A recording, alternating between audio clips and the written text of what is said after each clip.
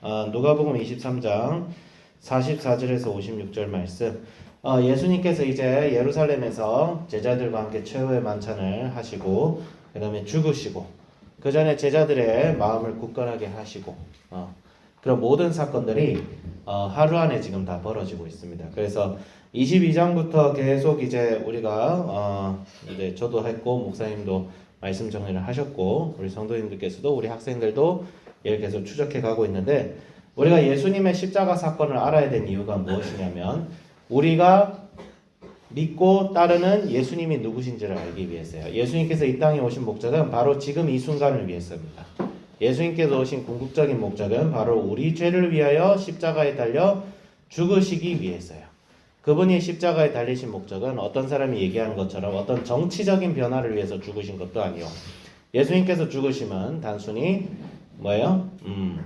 그분이 죽고 싶지 않으셨는데 억지로 끌려가서 죽임을 당하신 것도 아닙니다. 그분은 불의하게 재판을 당하셨어요.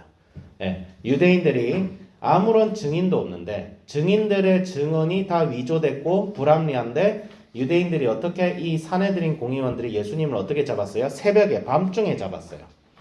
우리 요즘 친구들 잘 모르겠지만 옛날에 날치기라는 게 있어요. 날치기 아세요? 혹시 날치기? 이게 예를 들어서 국회의원들이 법을 만들어야 되는데 이 상대방이 동의를 안 하니까 법이 통과가 안 되는 거야. 그러니까 법을 통과시키고 싶은 애들이 다수결을 딱 모아가지고 어떻게 해요?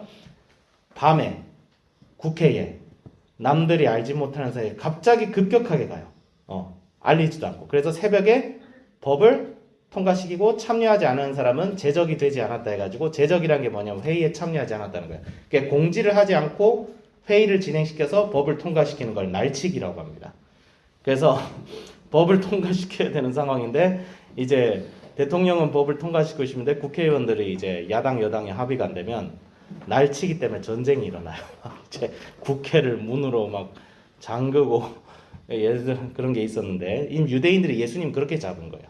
예수님을 밤중에 새벽에 잡아가지고 예수님을 신문해요. 근데 이 당시에 예수님을 잡는데 동의하지 않았던 공의회원들이 꽤 있었습니다.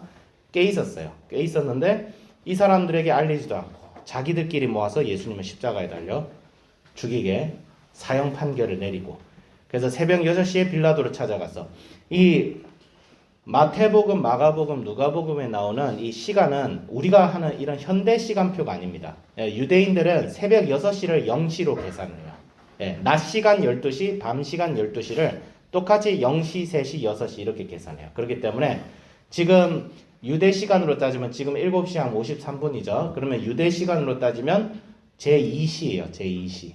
제2시 53분이라고 보면 돼요. 제2시. 아니다. 제1시 53분이다.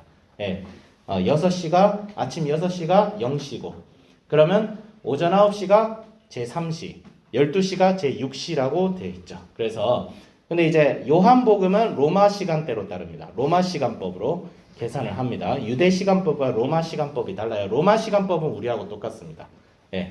우리 시간은 서양에서 왔기 때문에 로마 시간법하고 똑같고, 그래서 이걸 좀 헷갈리지 않으시고, 왜냐하면 복음서마다 시간표가 다르거든요. 예수님이 어떤 때는 막 6시에 돌아가셨다, 근데 9시에 돌아가셨다 이러니까 이건 모순이라고 생각하시는 분도 있는데 틀렸어요. 그거 시간대가 다른 것 뿐이에요. 그냥 시간 계산 방법이 다른 것 뿐입니다.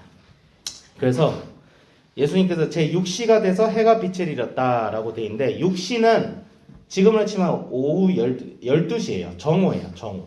정오면 빛이 밝을 때죠. 그렇죠? 한낮이잖아요. 한낮인데 어둠이 깔렸다. 한낮인데 해가 빛을 잃고 온 땅에 어둠이 임해서 어디까지 임했다는 거예요? 오후 3시까지. 그러니까 제9시까지 계속되었다는 거예요. 계속되었어. 그런데 어떤 현상이 벌어져요? 성소의 휘장이 찢어졌다라고 돼 있어요. 가장 어두운 때입니다. 예수님께서 죽으시는 이 순간은 가장 어두운 때예요. 예수님께서도 이 순간은 어둠이 임하는 때다라고 이렇게 얘기가 돼 있죠.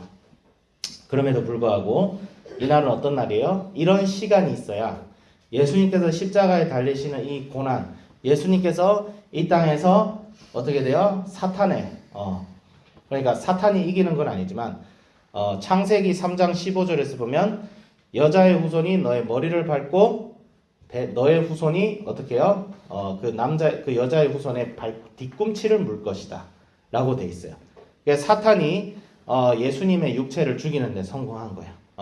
근데 그것은 하나님의 창세전의 계획 속에서 우리 죄를 위해서 예수님께서 십자가에 달리시는 것.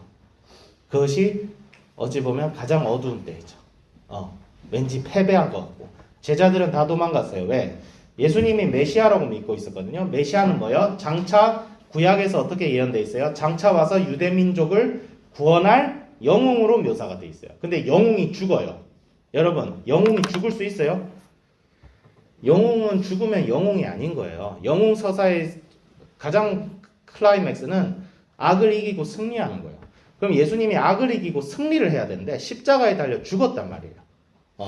유대인들은 메시아가 죽는다는 것을 상상을 할 수가 없었어요. 구약 어디에도 메시아가 죽는다는 얘기가 나오는 게 별로 없어요. 이사야서나 이런 걸 제외하면. 이 당시 유대인들이 생각했던 메시아는 뭐예요? 승리하는 메시아. 적을 이기는 메시아. 그 다음에 우리가 원하는 찬란한 미래를 인도해줄 메시아를 기대했어요. 근데 예수님은 뭐예요? 예루살렘 입성했는데 뭘 타고 가셨어요? 나귀를 타고 가셨어요. 이거는 유대인들이 생각하는 메시아가 아니에요. 유대인들이 생각하는 메시아치고 너무 초라해요. 그러더니 잡히셔가지고 이렇게 죽임당하신 거예요. 제자들은 예수님이 메시아인 줄 알았는데 이렇게 죽임당한 걸 보고 다 도망갔어요. 우리 예수님 메시아 아닌가 봐. 유대인들은 메시아를 이렇게 죽이고 난 뒤에 이제 다 끝났다라고 생각을 하겠죠. 예수님께서 어떻게 하시죠? 예수님께서 운명하시면서 어떤 일이 벌어져요? 성소의 휘장이 찢어졌다. 45절. 성소의 휘장이 찢어졌다. 유대인들은 당시 제사를 지낼 때 지성소와 성소를 구별했다는 건 우리 구약을 읽어보신 분들은 잘 아실 거예요. 지성소는 하나님의 언약궤가 있는 장소이고 성전에서 하나님께서 임재하신다고 했을 때 그 임재하는 장소가 바로 지성소예요. 지성소에는 아무 사람이나 함부로 들어가면 죽습니다. 그건 무슨 말이냐면 우리는 죄인이기 때문에 하나님께 함부로 다가가면 안 돼요. 우리는 죄인인데 하나님은 죄가 없으시거든요. 근데 죄인이 하나님을 마주보면 죽어요. 그래서 구약에서 보면 천사를 보고 내가 하나님을 마주보았다. 내가 죽겠다라고 막 애통하는 사람들의 그 얘기가 나옵니다. 그게 뭐냐면 하나님을 본다는 것은 나의 죽음을 뜻합니다. 나의 소멸을 뜻해요. 불나방이 불 속으로 뛰어드는 것 같은 거예요. 그래서 대제사장이 1년에 한 번씩 속죄일이라고 하죠. 이스라엘 전체의 죄를 속죄하기 위해서 제사를 지내고 대제사장이 거룩한 옷을 입고 그 다음에 향을 피워요. 연기가 올라와서 자기의 얼굴을 가리면서 들어가야 돼요. 딱 한 번 대제사장 혼자만 들어갈 수 있어요. 이 대제사장이 사실 예수님이죠. 예수님을 상징하죠. 근데 예수님께서 죽으시면서 이 휘장이 찢어졌다는 말은 뭐냐면 예수님께서 우리 죄를 전적으로 속죄했다. 그렇기 때문에 하나님께서는 예수님의 그 희생을 보시고 우리가 실제로는 죄인이지만 죄가 없다고 쳐주신다는 거예요. 하나님께서. 그래서 이제는 우리가 하나님께 직접 나아갈 수 있다는 거예요. 휘장이요. 우리가 생각하는 이런 커튼이 아니에요. 휘장 두께가 한 이 정도 돼요. 휘장 두께가 선생님 지금 들고 있는 스마트폰 있죠. 이 스마트폰 통만큼 넓어요. 휘장 되게 무거워요. 휘장 엄청나게 두꺼운 거예요. 사실 이건 휘장이라고 하는 게 아니고 그냥 벽이야. 벽이 찢어졌다니까. 벽이 방과 방 사이를 구별하는 벽이 그 두꺼운 휘장이 그냥 두 쪽으로 찢어졌어요. 이게 무슨 말이에요? 이제 하나님과 우리 사이에 중보자가 예수님 외에 예수님이 중보자가 되시기 때문에 이제 하나님 앞에 나아가기 위해서 다른 어떤 게 필요하지 않다는 거예요. 우리는 언제든지 하나님 앞에 나아갈 수 있는 존재가 되었어요. 이것은 우리가 뭘 잘해서가 아니라 그래서 여러분이 하나님과 관계를 할 때 이제부터는 여러분이 직접 하나님 앞에 나아가야 돼요. 직접 하나님 앞에 기도해야 되고 직접 하나님의 뜻을 묻는 자가 돼야 돼요. 하나님과 여러분 사이에 이제 예수님 사이에 뭐가 있으면 안 돼요. 저 목사님이 말을 해줘야 내가 하나님의 뜻을 알 수 있다. 그런 생각하면 절대 안 돼요. 어떤 사람이 신앙이 더 좋을 수는 있어요. 하지만 그 사람이 하나님의 뜻을 대언한다. 하나님의 뜻을 대변해서 나한테 알려줄 것 같다. 그래 생각하면 안 돼요. 그래 생각하면 그건 교황이지, 교황. 교황은 그렇게 주장해요. 교황은 자기가 하나님의 뜻을 대변한대요. 왜? 내가 베드로의 후계자니까. 근데 틀렸어요. 하나님의 뜻은 말씀을 읽고 기도하고 그럼 목사는 말씀을 가르쳐주는 보조일 뿐이에요. 목사는 보조입니다, 여러분. 목사는 보조이지 하나님의 뜻을 알려주는 사람이 아닙니다. 하나님의 뜻을 알아야 되는 것은 여러분 속에 내주하시는, 우리 마음속에 내주하시는 성령이에요. 예수 그리스도를 믿는 자는 성령께서 내주하시기 때문에 믿는 거예요. 그럼 우리의 역할은 뭐예요? 목사님이나 이제 저 같은 사람들은, 신학자들은 성경에 대해서 알죠. 그런 분들의 가르침을 보조로 받아서 직접 말씀을 읽고 하나님의 뜻이 과연 그러한가를 깨닫고 하나님께 직접 나아가서 그분과 교제하고 그 교제의 기쁨을 누리는 삶이 돼야 돼요. 누구도 하나님을 대신해서 대변할 수 없습니다. 예수님께서 직접 찢어진 휘장을 다시 기워가지고 사람과 하나님 사이를 가로막아서는 안 되는 거예요. 그걸 다시 가로막겠다고 한 게 교황이었어요. 그래서 종교개혁이 일어났죠. 그래서 찢어지고, 그 다음에 하나님의 영광을 본 백부장은 뭐예요? 이방인입니다. 로마 군인이에요. 로마 군인이 이 사람은 죄가 없는 의인이었다 라고 고백하고, 사람들이 가슴을 치며 갔다. 이게 무슨 얘기예요? 가슴을 치며. 가슴을 쳤다는 말은 애통했다는 뜻이고, 참담하게 여겼다, 후회했다, 이런 감정의 표현이라고 할 수 있습니다.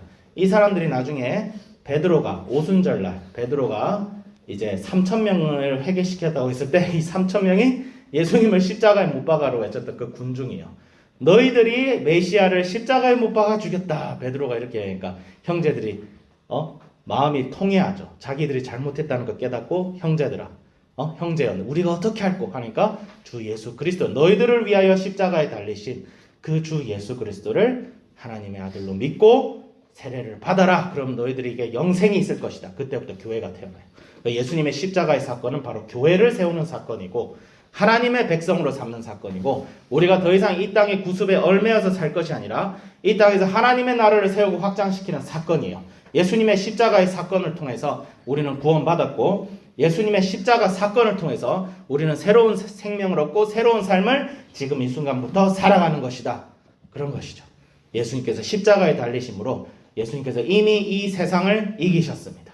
여러분, 하나님 나라는 already not yet이라고 하죠. 근데 하나님의 나라는 이미 이루어졌지만 아직은 완성되지 않았다라고 우리가 알고 있는데, 사실은 조금 더 정확하게 얘기하면 거의 99.999% 하나님의 나라는 이미 완성됐습니다. 무엇을 통하여? 예수 그리스도의 십자가를 통하여.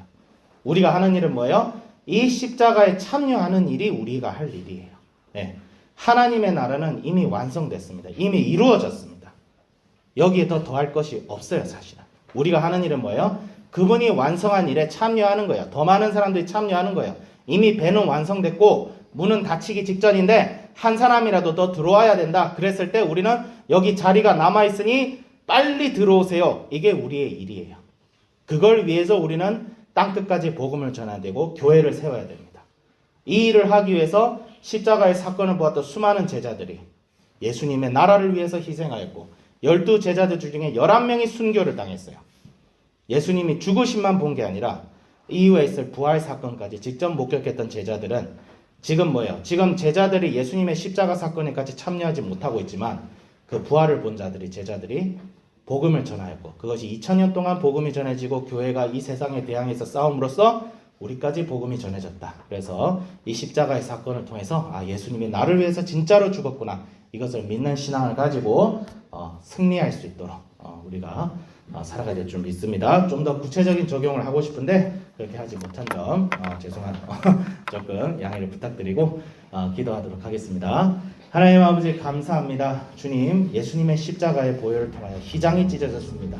하나님, 우리가 이제 직접 주님 앞에 나아갈 수 있고 주님과 직접 교제하며 화목할 수 있고 교회를 세울 수 있고, 교회를 통하여 하나님 아버지 이 땅에 정말 새하늘과 새 땅을 바라보며 우리가 정말 이 세상과 다른 삶을, 더 행복한 삶을, 고난을 이기는 삶을, 어떤 어려움과 고통이 있어도 그것을 극복하는 삶을 살아갈 수 있게 해주심을 감사드립니다. 주님, 예수님을 날마다 묵상하고 예수님을 날마다 생각하고 예수님의 십자가의 보혈을 생각하고 예수님의 십자가를 항상 믿고 정말 예수님께서 나의 죄를 위하여 죽으셨다는 사실을 항상 마음속에 기억하며 오늘 하루를 살아갈 수 있게 해 주시옵소서. 감사드리며 예수 그리스도 이름으로 기도드립니다. 아멘.